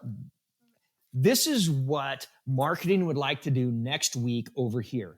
How do we achieve that? I think we do it because we can do this, this, and this. And they're like, well, you can do that and that, but that doesn't work anymore because of this, because there's a give and take. Have very open, honest communication and be willing to, put it out on a limb, but know that it's achievable because you actually have true intel. True intel is the only way to be. And I think the flip side of that coin is it's kind of like you fake it until you make it, I think that you can only go so far and not admit that you're failing. I think that you can only go so far and actually execute on ideas and not know how to execute on them. I think that's such a deep, common perspective. I'm sure some people may view that as micromanagement or whatever you want to call it, but I don't think so. I don't think that's really the right phrase to coin with it. I think that if you're managing people, you're leading them by setting them up for success, and that is so hard. And that's so hard to do because when you're, I like to think that I'm over involved as well, but I also know that I've had my failures in the past. But I definitely enjoy being boots on the ground more so than I do in the office. To your point. Yeah. Oh, totally. I think we all do, because that's what we wound up in the office because we were apparently good at being in the seat and talking to people and blending that together. But the people that look at or want to dub it micromanaging, half of them are correct. It is micromanaging. It is someone who doesn't understand the operations that is pinning people down to do stuff and following up when they have no clue as to what's real. That happens. That happens every day in every department, in every mountain, in every aspect of the world. But if you can clean the conversation, if you can create the mutual respect, if you can create the honesty. I fell asleep and slid and took out my tiller. You know what, bro? I get it. You've been day shifting too, and this, that, and the other. We're going to have a conversation about it, but we're going to have a conversation on how do we make sure people are getting more sleep, or what do we need to, when you create an actual, true, open, honest team atmosphere, you get away from the micromanaging. And again, everything rocket ships. Your quality, your return of operator year after year, everything goes up and your cost to produce goes down, and then everyone's happy and no one wants to ask questions, and you do what you do and you keep talking about stuff and you keep bringing up things. And then as you continue to create more and more stuff, then upper management brings, well, hey, we can take on that event, or we can take on that deal, or hey, we would love to try that. They go out and start biting off more stuff. And that's great, because the mountain's getting more influx of people. They're coming to see the mountain. They're getting to explore it. Hopefully they like it. They come back and they're spending some money. And we get to keep purchasing more equipment that we need. We get to keep moving forward and expanding footprints. But when you get that downside, that's when it all falls apart. And that's such a tough line to walk. But it all starts at the director, the manager, the supervisors, and having everyone honest. You have to be honest. If you were to call me and say, hey man, I was out too late. I made some bad choices. I'm not good to go. Great. Stay home. I respect that. You no-show me, you're done. And that's a culture you have to create. No, I mean, I shouldn't say have to. But if you create that culture that everyone is honest and open, you can build and do absolutely anything. And that honesty and that vulnerability is really going to only allow for future successes. But the hardest part though is whether you're talking about calling in instead of no showing, or whether you actually damage something on the machine and you did and you can admit to it, as opposed to going, well, I don't know what happened to that tiller. Looks a little messed up to me, but I think it'll be okay. Yeah. And that's a cultural shift. That's a cultural thing. And oh my God, but even the most those are tough. Leaving the windows open, been guilty of that. Snow gets in the machine and then the mechanic or the operator that comes in the next shift has to deal with it. But if you just say, yeah, I did it, that was me, you feel good, you can sleep better at night, you might get ragged on, you might have to supply some beer to whoever for the fix that, you had to, or the mistake that happened to you that ultimately resulted in the repair of the machine that you created. So yeah, but I think in any sense of the word leadership, there's got to be some vulnerability. I think you're spot on with saying that I wouldn't ask anybody to do something that I wouldn't do myself. And I think that's very commendable of you to be able to just put that out there for everybody. So yeah, I mean, to anybody who's listening right now, if you're ever wondering if Gage is actually telling the truth, 100%. And that's the best part about, I think, you as a person. You wear your emotions on your sleeve. You're vocal. You're an advocate, and you're super transparent about the people that work for you, under you, and around you. And I think that's an incredible answer to the leadership question for sure. Well, and I mean, going down not a rabbit hole, but a little bit different. I mean, you and I've had our battles, and some have been really minute, and some have been but we needed to have those. It's all about but we needed those. 100%. We needed those at that time, and that's just part of it. I mean, we both learned and grew and adjusted and put a little bit of more tin on our hearts towards each other for a bit and came back. And I mean, there's a lot of parts and pieces to that, but it's, if you're a lifer for this industry, ultimately you do really wind up, kind of wearing your heart on your sleeve. More maybe a little further down the sleeve than others, but that's kind of what it is, because the dynamics of what this industry is, it's not for the faint, and it's definitely not for the people who are unable to have great conversations and then an hour later have a really tough, harsh conversation. The dynamics we don't run those. We get put into the dynamics because we're really technically weather driven. 100%. We truly are. And I think that really, I want to jump into this with the future. And I mean, you're mentioning the industry and lifers and people who are invested in this for as long as they have been. whether it's I think let's stay to the equipment side, but we can go equipment, we can go operator. What does the future of that look like from your perspective? How do you, and I think the question is, how do we keep the people in the chairs for as long as we can so that we can achieve two things? We are enhancing the experience that they have because it's an awesome job if you love it. And two, we Yeah. are inputting people into the industry for a lengthy period of time that are going to make an impact. How do we keep continuing to make that happen? Because there are some wonderful people in this industry who have been here for a very long time because they love what they do. But how do we get more people to stay? What does the future look like there? I don't know. I'm nervous.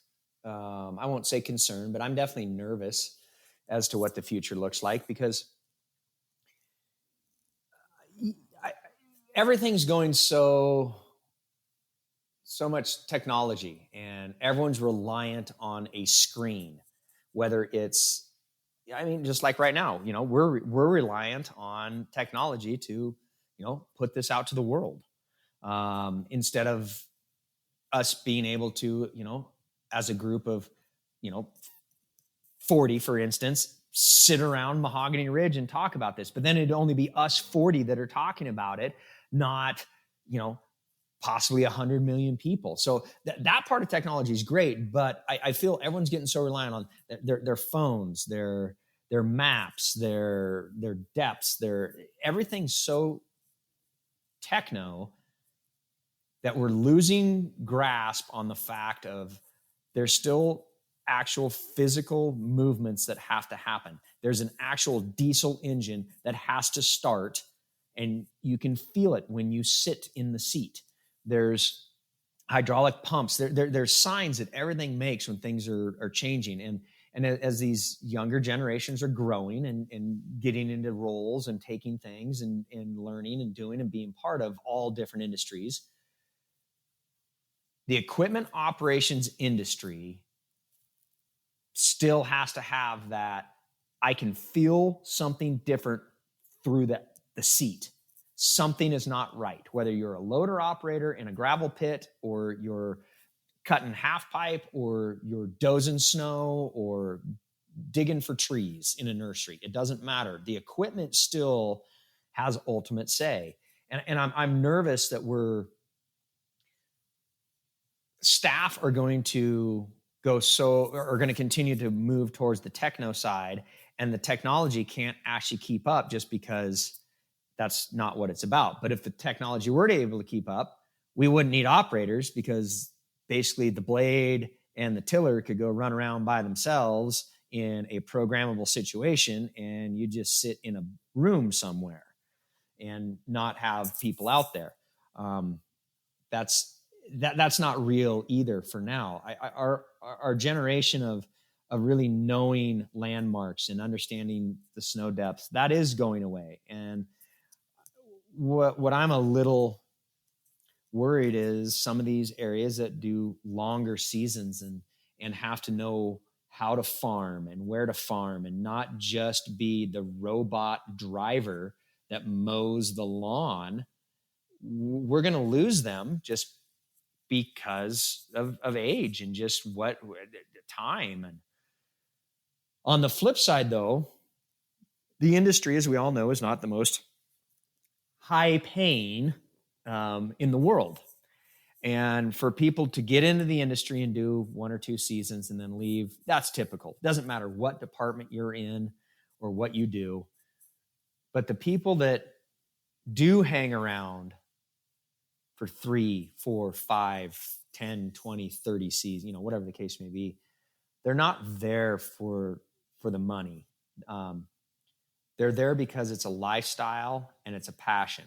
And people, in my personal opinion, who look to work or be part of things because it's their passion and it's a lifestyle they are in, they create the situation, and they're more involved and they're more willing to adapt and adjust.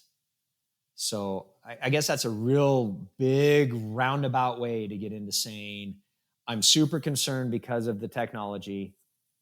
I like the technology.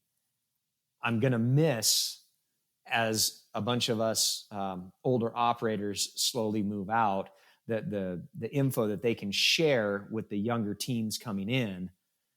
But I'm also hopeful that there's still a lot of the younger teams coming in that will understand the feel of that seat. And Yeah, what and it really means. that's a hard question, I know, and it's the most interesting to me right now because it just keeps us less complacent. When people are talking about that, and everybody is, resorts, brands, everybody's thinking about the future. I think if you're not, then I would be concerned there. But it's a tough question to answer. I definitely don't have a great answer for it, but I think you're hitting the nail on the head with the two perspectives that you have. And when you have somebody that is a skilled operator and can pass along that knowledge, not only for the feel of the machine, the material, where things are on the hill, whether you're moving dirt, whether you're moving rock, whether you're moving snow, your point of, hey, somebody's still in the seat. And yes, there are things out there that maybe RC, but at the end of the day, having somebody behind the sticks is pretty valuable from the vantage point, and lens of being able to say, hey, here's where my data is, here's where my value is, here's what I'm seeing on the hill, and I'm going to relate that back to whoever's in charge. A robot isn't going to do that unless you've got, your depth. I could see where your depth finder could be there and you can relay that data back to the computer, but the robot or the Snowcat or the whatever it is not going to be able to relay that, hey, this is what we got going on up here with respect to these different variables that, the machine's not really computing for me to plug into a computer and then send over in an email. So having that perspective is just it's priceless. So, it's a tough question, Well, man. and I mean, I love the fact of, we can go out right now and hop in a machine and be told it's this depth, it's this, I was here last night. Well, why can't I climb? Or I do love that. However, when you roll out of the shop and they're like, well, I don't have a depth finder. Well, you've been here 15 years and they're, as much as things are always different, they're always the same. It always drifts here, here, and here. Go farm that out. Well, I don't know how far to go. Well, go until you find your sugar layer or your ice layer, which is going to mean, back to snow science, that you're getting down to the very bottom, and then either make the choice to make one more blade full and find rocks, or back off and let it replenish in the next storm.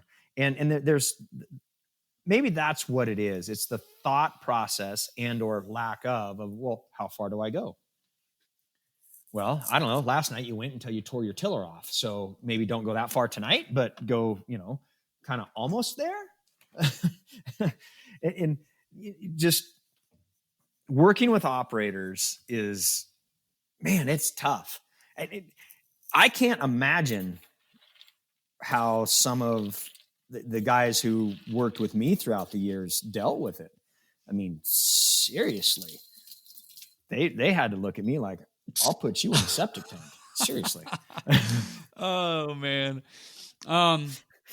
I know that you're speaking of the future and your day and everything. I want you to move on with that and get that moving, but I do want to hit the opportunity that you had to be out at, was it Beaver Creek? Where were you in the Wedge Cat with building that course? Yeah, so I got an opportunity in 2015. Well, let's see. Actually, I got an opportunity in 2013 to go be part of the World Champs build crew, but I couldn't get away. It wasn't feasible. So I was fortunate enough that in 2015, the build crew reached back out and said, "Hey, we're in Beaver Creek. Can you come out this year?" And at that point, I needed a break. We had an amazing staff.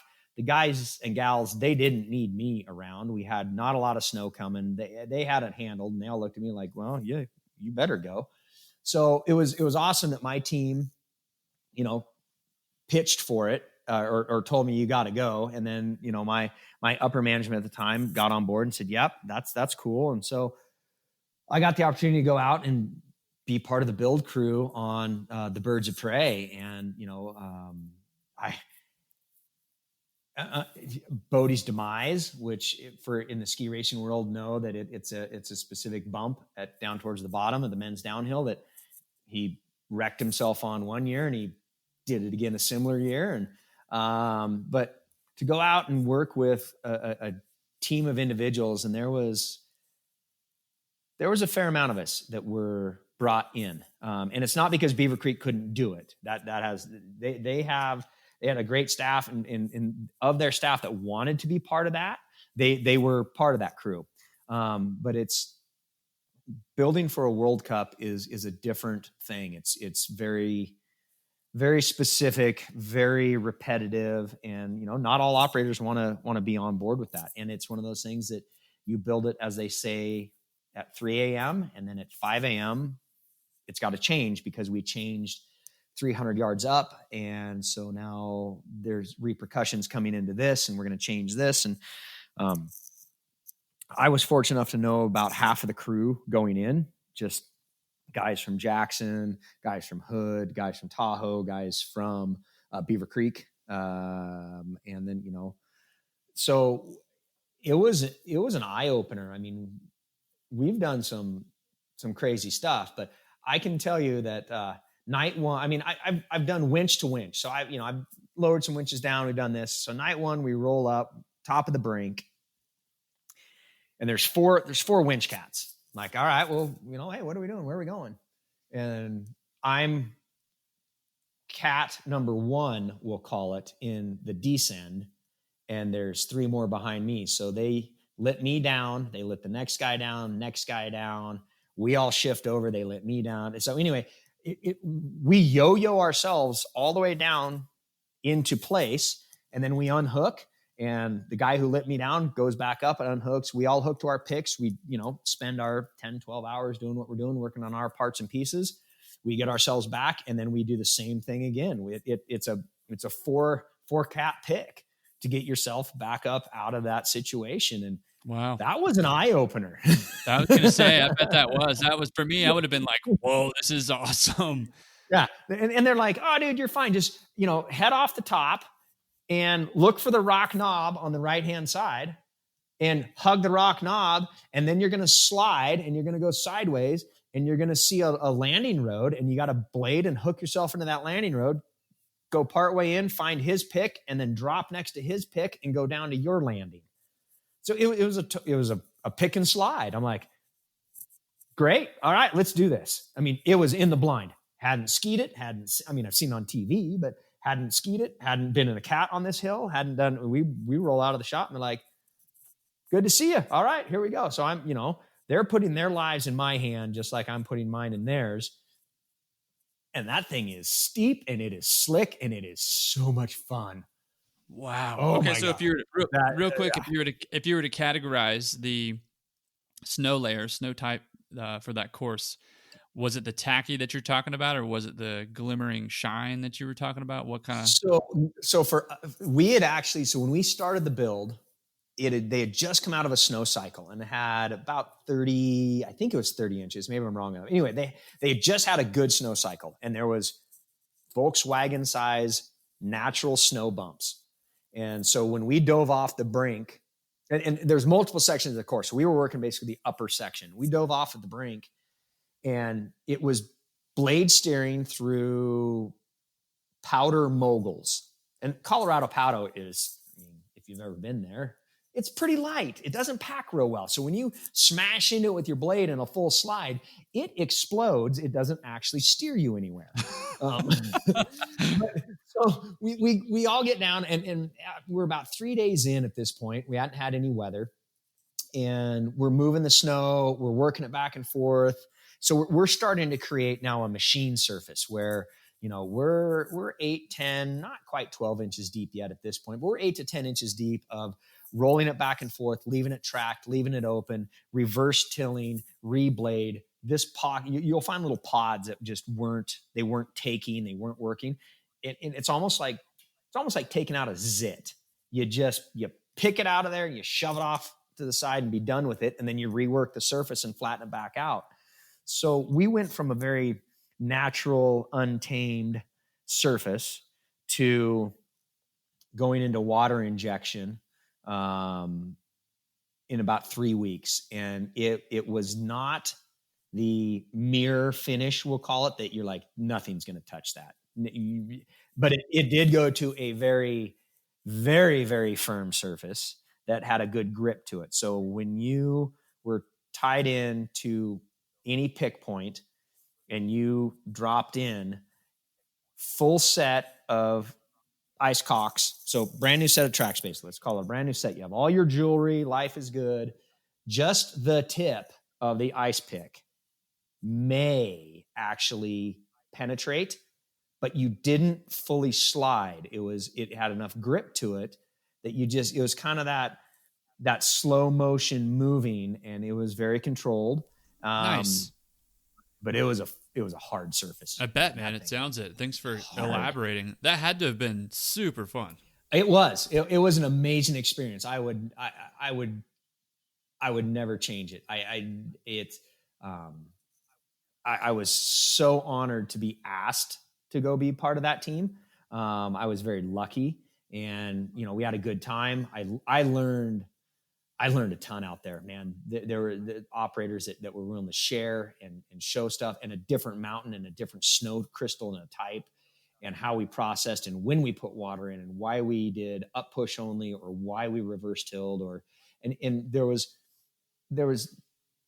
definitely things that like, okay, why are we doing that? I'm not asking because I want to do it differently. I'm just questioning why, so that when I go back, I understand more. So that was awesome. And everyone on that team, everyone involved in that whole situation was more than willing to share. But there was also the time of just do it this way. And tomorrow at Mahogany Ridge, we'll talk why. But for right now, start burning some diesel and stay off the radio. Got it. Okay. Yeah, got it. 10-4, copy that. Yeah, I think that it's so cool when you can get an opportunity to travel and do things that are maybe outside the box from the way you've normally done them. You're building on the relationships and you're making new ones, but you're also taking info back to maybe do it differently than how you've done it before. Well, yeah, and on that, I mean, it's the same but a little bit different. I mean, we had this. I think it was the first super park that came to Mount Bachelor, and it was one of those things that all these guys rolled in. We had a ton of cats for demos, and they wanted to run a ton of our stuff, and it was a huge learning experience. We did it out in Outback, and fortunately we had the snow, but man, it was tough. It's like, well, I'm going to take that. Well, there wasn't a battle. There was these conversations like, we need this. Well, we also were still open. And so to go kind of back and forth with those operators as to, well, why are you here? Oh, you're here for that. Okay, that's awesome. I get that. But then why do you need this when you already have that? And some would explain when those guys got what they needed. In other words, because I'm here and I said I did. And that doesn't work. But in the midst of all that, they build everything on Outback. They've got these massive features and really cool stuff that the weather didn't play super nice, but all these individuals that I had met, but I hadn't been working with, we each had our own kind of relationship that got built throughout that time frame. The weather came in and they needed a winch operator, and the train park manager at the time reached out to me and said, "Hey, what can we do here?" I said, "Well, I'm not, our winch that kept our mountain open was not running well at all. And we weren't even running it. I had actually downed it for the season. And I said, all right, man, I get it. This is important. I said, what features I'll come in. I'll tell you what, I'll do it myself. That way We don't have to worry about the machine getting totally totaled, but we can get you guys going, and that'll be fine. And there was some blowback. Well, he doesn't need to be on my feature and this, out of the other. It's kind of like, well, you don't need to be on my race course. But at the same point, like, look, here's the options. This is the only winch cat we've got. Here's how we're going to go about it. And a couple of the teams said, okay, all right, that's cool. Fine. You do it. And so I came in, and it was just winching landings, which I shouldn't say just, because that's still, holy shit. That was that was interesting, but we did it. And to be sitting clipped in a winch cat, and you're above a haul rope of a chair, and you're about to back off into no man's land, not knowing what's below you. You got to have some faith. Like, okay, they didn't put something back there that's going to screw me, right? And you're like, nope, we're going for it. So you back off the edge, and you kind of look at it like, all right, we're gonna do this. You put it together, and then to have those teams come in and be, hey, thanks, man. I understand. It took a bit, but hey, I understand why you weren't going to relinquish the one thing that can keep you guys open and also isn't running well. And I also understand that you came in at 3 a.m. and put together what needed to happen, and everything rode well. And to have that, it was, man, that was a tough few days, but it was, in my opinion, and there's a few others out there that are probably like, fuck that guy. But in my opinion, it went really well. And, everyone got to ride. The weather broke just enough. The views were amazing. The features were intense. Yeah. When you get whether it's a race course or a terrain park, there's communication that has to happen across all entities. And because those departments are talking, and you're realizing the skill set of individuals that maybe aren't necessarily labeled as park guys or labeled as alpine guys, but you're realizing that for the greater good of what's about to happen, whether it's an event that's a race or a massive jump landing, there are people that can help. And I think that's a big takeaway from, this conversation that we're having today, is that based on the knowledge that you have, the people that you're around, and the relationships that you've built, help is always going to be available. It's really having the courage to step outside the box a little bit and go, yep, I need it. Who can I call? And I think that is that's a bit, you've talked about that a lot, man. And I think we've put together something incredible here today with this conversation. I'm truly humbled by a lot of what you said, because some of it I didn't know. And I think that's been the best part of these conversations, is that you walk away with, I'm walking away with things that I'm going to hold on to forever.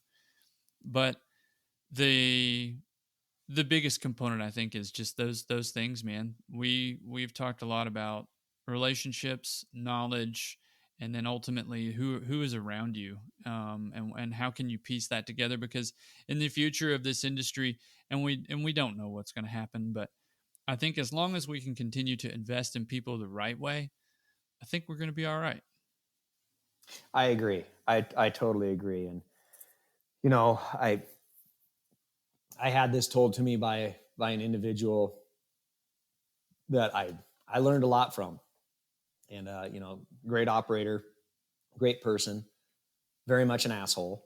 But I think every operator can be an egotistical asshole at some point. I mean, I just think they totally can. Yeah, but the one comment that probably, not that probably, but that has stuck with me from this individual is, we're all here because we're not all there. And I mean that in the most positive, honest, truthful way. And I think it's great. That is in my mind, that is not a slam. That's not a negative. You're right. We're all here because we're not all there. We do some weird shit, and we figure out how to build relationships, and we figure out how to deal with 100 different detail points at any given time. And we work through it, but we keep coming back day after day to do it again. That's impressive. Yeah. And we're looking for better results, improved results, and bettering the experience for everybody. The guest, the operator, upper management, everybody. Yep. Man, I think we did it today. I think we need to end. That was about as deep as it's gone on the blade dive. That was awesome, man. Thank you so much. Anytime, my friend.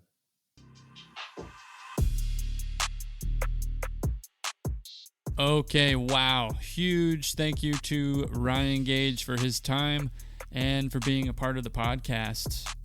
If you haven't already, go ahead and subscribe to the channel. Stay tuned for future episodes.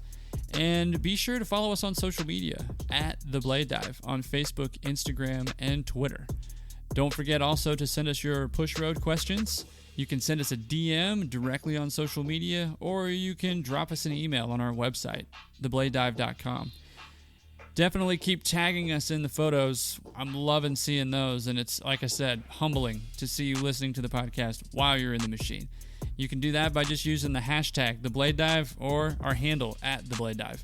Either way, want to see them. Keep sending them in. If you'd like, leave us a review. It really helps the show. Truly it does. Thank you again for all the support and the kind words. And just another public service announcement and a reminder, really. If you're in the machine right now, don't be a dick. Fill your machine up with diesel at the end of your shift, please.